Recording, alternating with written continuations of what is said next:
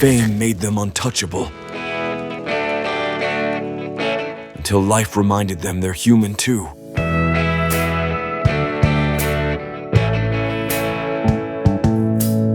I thought I might never walk again, but my mother refused to let me give up. A single line, a whisper of defeat, turned into a roar of endurance. The boy who once lay motionless on a hospital cot, staring into white walls and disinfectant air, would one day stand beneath timeless spotlights, not to shine, but to reveal. This is the beginning of a journey in light and shadow, of a legend born from fractures, fear, and the quiet refusal to surrender. The screen fades in. A solitary figure walks at dawn across a vast Utah plain. The sky is half lit, the land silent, untouched by fame or fanfare. In those early hours, the world knows him as one of cinema's greats, an icon, a myth. But what the world does not see is the boy inside him, trembling from polio, watching life flee his limbs, listening to his mother's gentle hands whisper strength into his tired legs. That figure is Robert Redford, actor, director, founder, dreamer, a man whose name gleams in Hollywood lore, yet whose soul carries the scratch marks of survival. He began not in the glow of studio lights, but in the muted grayscale of struggle. Born in Santa Monica on August 18, 1936, to Charles and Martha, he grew beneath the long shadow of the Great Depression. Dreams weren't guarantees. They were luxuries. When polio struck at age 10, the world of games and laughter turned into long, sterile nights, where disinfectant burned the air and dread pressed on his chest like stone. My mother refused to let me give up, he would later say. The lesson he learned then was simple and profound. Resilience isn't born in triumph. It is carved from deprivation, from refusal, from the quiet endurance that survives when surrender seems easier. In this opening chapter of his life, Robert Redford learned something few ever grasp: that beauty could exist even when money could not, that faith could be more valuable than comfort. It is from this lightless place he rose, slowly, unevenly, fiercely, into the man who would reshape independent film, create sanctuaries of truth, and gather in his arms both gold and grief. The year is 1963. Broadway is electric. The lights hit Barefoot in the Park, a Neil Simon play, and into its orbit steps Redford, cast as the young husband opposite Elizabeth Ashley. He is 27, his body lean, his features flawless. Yet inside, still the boy who wondered whether he belonged. Night after night, he delivers not beauty for its own sake, but truth, wit, timing, and a quiet ache. Audiences lean in, critics shift, and for the first time, he is not just looked at, he is seen. They saw me. Not just what I looked like, he later reflected. At the applause, he imagines the face of his mother in the crowd, the woman who nursed him back from paralysis, the one who taught him to endure. Under those lights, he stands tall for her. Liberation begins. In 1980, the world watches as the actor becomes auteur. He directs Ordinary People, a quiet, devastating story of grief. Hollywood doubts him. A handsome man can't understand suffering. But 56 shooting days, sleepless nights, pain unspoken become film. A modest budget, enormous heart. 4 Oscars including Best Director. When his name is called, he whispers, that was for her, for his mother, the one whose hands had saved his legs and whose absence had shaped his soul. Triumph is now transformation. Robert Redford's story begins in Santa Monica, California.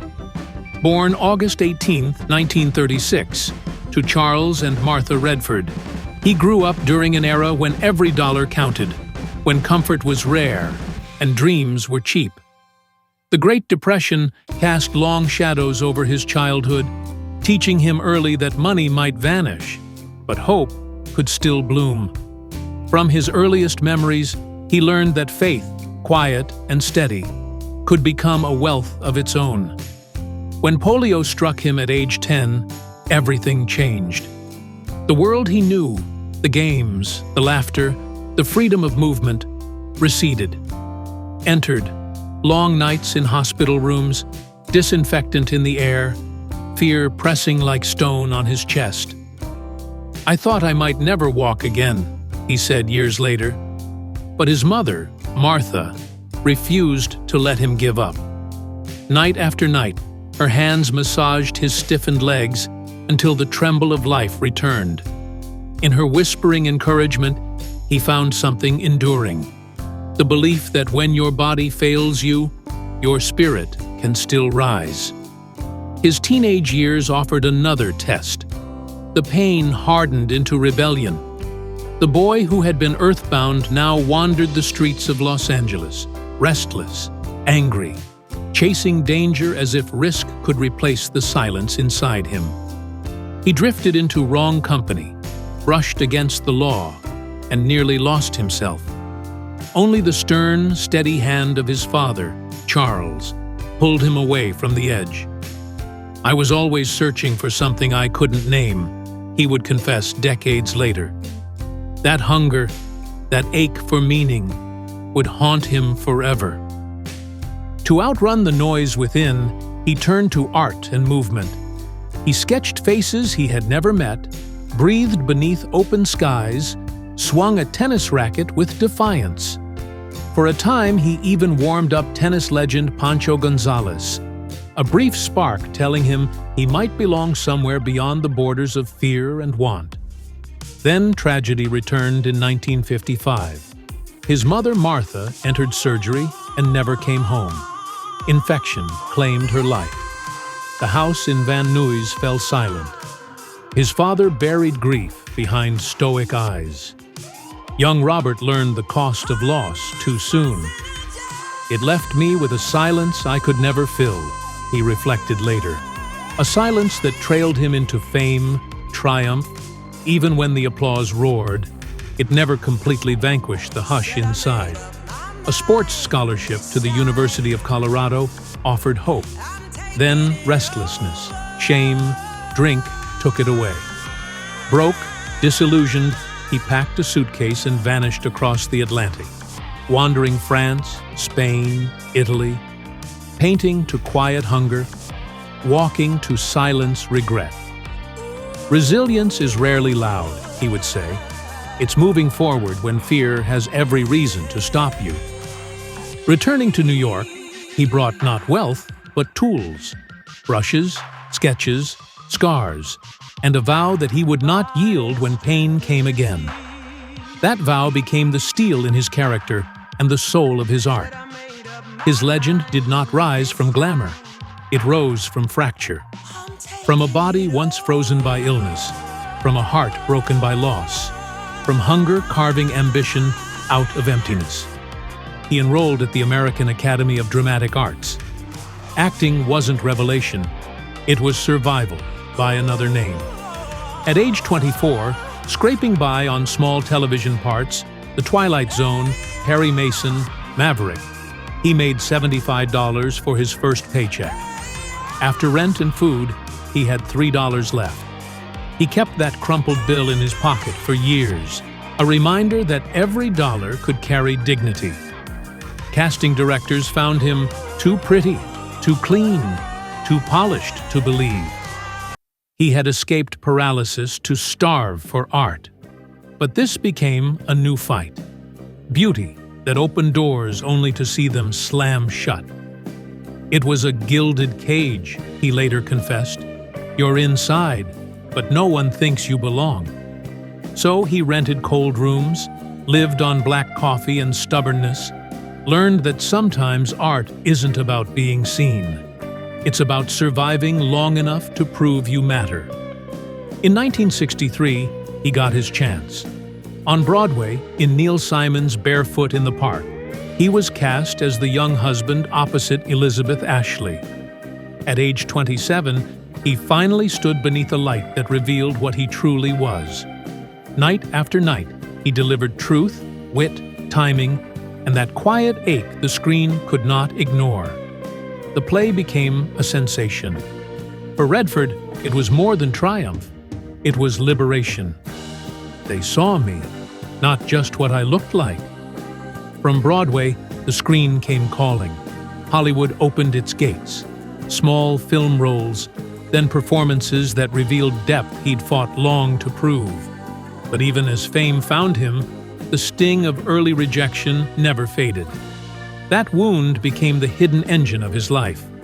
Why he sought control, later founded his sanctuary, turned from actor to director, and film into conscience. The late 1960s and early 1970s marked the ascent. The titles role, Butch Cassidy and the Sundance Kid, The Sting, All the President's Men, The Way We Were. Each role became a chapter of American cinema itself, each image a symbol of a generation that believed in heroes of flesh, not marble. His films collectively earned over $1.5 billion worldwide. The Sting alone grossed something equivalent to over $1 billion in today's dollars. Yet behind the glimmer lay a man still haunted by the boy who once painted through hunger, still questioning if the world loved the mask more than the man. The face millions adored was never a gift without its curse, he confessed. Even at the height of fame, earning millions, owning estates, he felt a silence no wealth could still. "It can be a gilded cage," he said softly. "You're inside, but no one thinks you belong." Some nights after premieres, he lay awake beneath ceilings gilded with success, whispering into the dark, "This can't be all there is." That whisper, half prayer, half rebellion, became the heartbeat of everything he built. Then came the stumble. The Great Gatsby in 1974 faltered despite his star power. The blow was brutal. Critics attacked. To the world, it was a blip.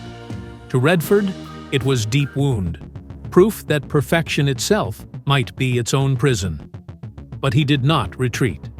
He doubled down on truth. All the President's Men became his defiance. A bold political gamble turned art. He said cinema has a duty to mirror reality, however uncomfortable. And he carried that creed like a scar. He poured nearly $5 million of his fortune into a barren patch of Utah soil to create the Sundance Institute and its resort. Friends warned, "You'll never make that money back." He pressed on. For years, the project bled red ink.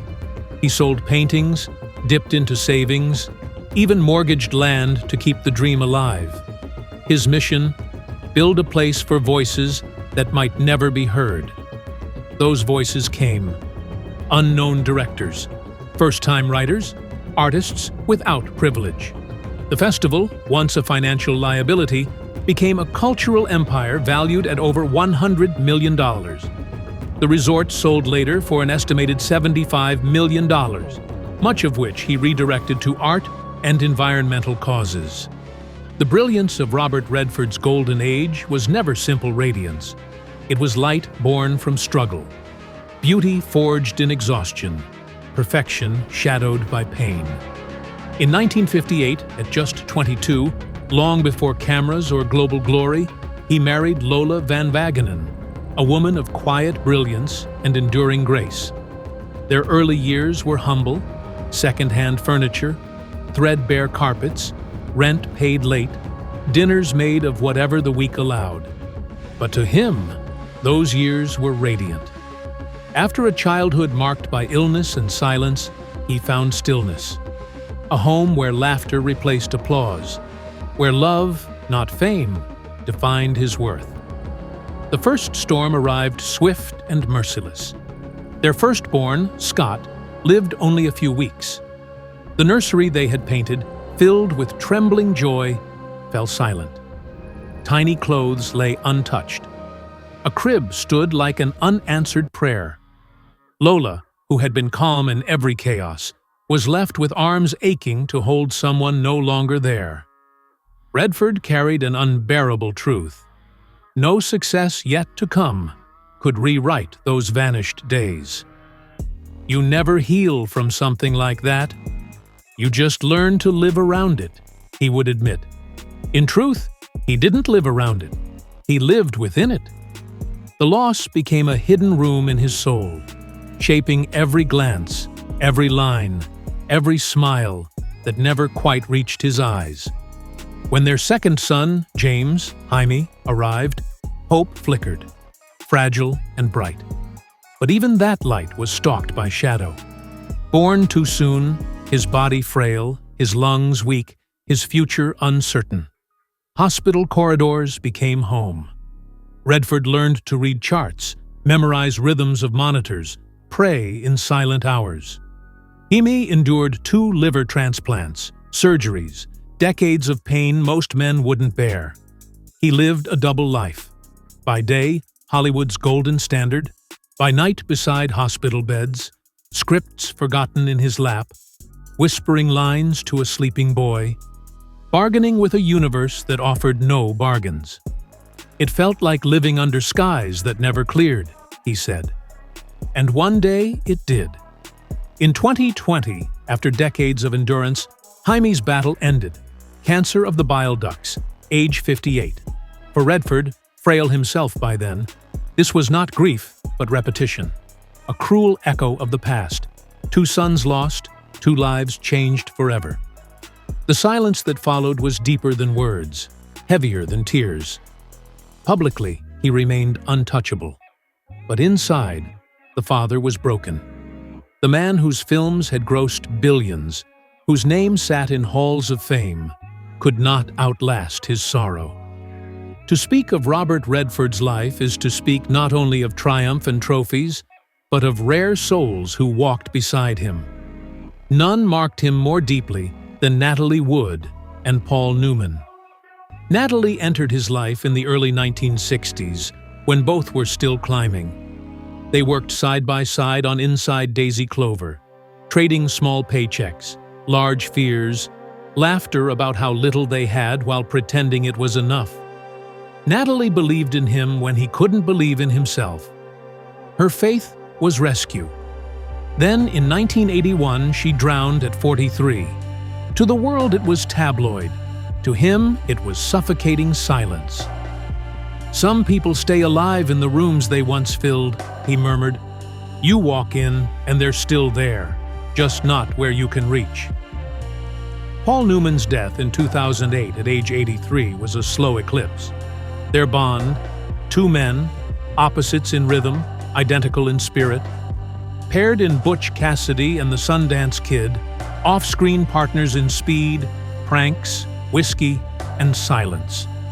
Newman could read him with one glance. Redford watched as his friend's flame dimmed. He was 72 then. He said only 7 words to the press. "There's a hole in my life now." It was not a statement. It was a wound. From swift loss to slow fading, the twin griefs of Natalie and Paul made him gentler, quieter. Fame could not shield him from grief. He carried it. He learned, again, even legends must bury their friends. In the late 1990s, after years walking beneath skies that even sunlight forgot, came Sibylle Cigars, German-born painter, quiet by nature, luminous in stillness. To him, she was not a rival, but revelation. Rain on scorched earth. The man, now in his 60s, discipline and grief etched into him. The woman, made of color and quiet patience, spoke the language of light rather than fame. Their love flowed not from fever, but from stillness. He said, "It feels like a new life." They married in 2009 at 73. With Sibylle, he chased nothing. Together in Santa Fe, they lived a different rhythm. Performance, prayer, healing. She painted. He lent voice to stories of Earth's fragile beauty. Audiences called it art. For them, it was devotion. a love matured in endurance. He discovered love wasn't struggle, it was permission. Healing wasn't forgetting pain, it was learning to carry it. Wealth came, but never as the main act. At his passing, Redford's fortune was estimated near $250 million, built not on noise or scandal, but on a lifetime of discipline, work, faith in the quiet power of truth.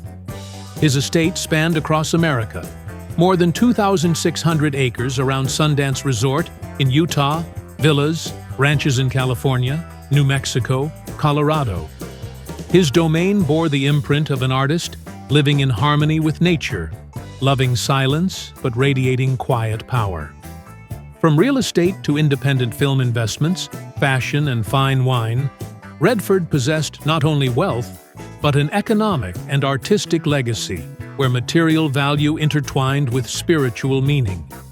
But his fortune tells the story of endurance and conviction. One who, even in his final moments, thought not of comfort, but influence. All the rails of his life, movies, foundation, land, were built with purpose. His net worth was tallied in dollars, but his true value lay in meaning, freedom, integrity, legacy. He turned applause into action, failure into foundation, fame into fuel for others.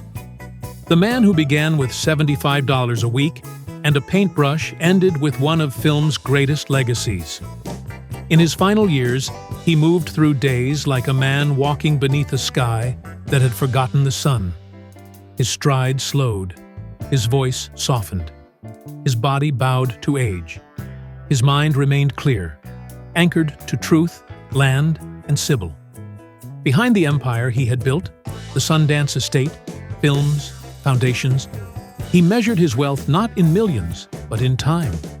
Hours watching desert light fade, listening to Sybil paint in silence, reading beneath the same sky where his mother once whispered, "Don't stop, Robbie. Keep moving." And then came September 16, 2025. The air in Sundance was thin and still. The sky stretched wide and gold over the Wasatch Peaks. In the calm of his home, surrounded by the land he loved and protected, he exhaled one last time. No fanfare, no stage, no final curtain, just the hush of inevitability, the soft sound of wind through the pines. His heart, which carried both triumph and sorrow, simply grew still. To the world it was the closing of a cinematic age. To his family, it was the implosion of a center. Sybil sat alone with the sketches he left, lines unfinished, trembling as if waiting for his return. Their home, once alive with color, music, whispered prayers for earth, fell silent. The easels stood unused, the piano untouched, the air still carrying his scent. His children and grandchildren faced a grief old and new. For in the breeze outside, they almost heard the echo of his laughter mixed with the names of the sons he had lost, Scott and Jamie. The media thundered, "The last giant falls." Tributes poured in from presidents, directors, artists shaped by his vision. Yet in Utah, grief had no cameras, only wind, only the whisper of the trees. His estate divided among his children, grandchildren, and foundations. The Sundance land will remain untouched, his Santa Fe home a living gallery for Sybil's art and his memory. Others will inherit other homes. California oceanfront, ranches, garage with his restored Jaguar XK120, Porsche 356, 1965 Mustang. Each possession an extension of his soul. In a drawer he had vintage watches for his grandchildren. "Don't measure time, make it count," the note read. His will, 40% to his children, 20% to grandchildren via education and nature trust, 40%, nearly $100 million, to institutions carrying his spirit. The Sundance Institute, Redford Center, Redford Foundation. Voices unseen would be heard. Nature preserved. He once said, "Money is the least interesting part of success. What matters is what you build that doesn't need you to survive." His life proved that. Behind closed doors, Redford carried what time had left him: fatigue of a body that outlasted its strength, scars of battles fought in silence, wisdom of a man who had seen even legends are mortal. Still, he faced it as always, without spectacle, without complaint, with quiet dignity.